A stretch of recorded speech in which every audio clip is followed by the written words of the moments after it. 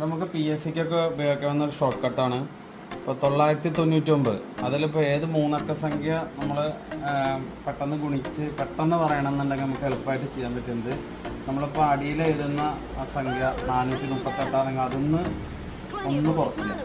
അപ്പോൾ 437 കിട്ടും. ഇനി 9 4 കുറച്ചിട്ടുള്ള എഴുതുക. അതേപോലെ 9 3 കുറച്ചിട്ട് എഴുതുക.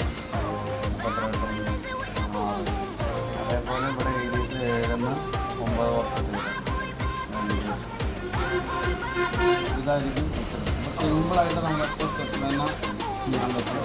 ഇതേപോലെ നമുക്ക് ഏത് 99 ആണെങ്കിലും നമുക്ക് ഏത് ജയിച്ചാലും ഇതേപോലെ അടിയിൽ എഴുതുന്ന എണ്ണത്തിനൊന്ന് കുറച്ച് പിന്നെ നമുക്ക് ആ മുകളിലുള്ളതിൻ്റെ ഇതേപോലെ കുറച്ചിട്ട് നമുക്ക്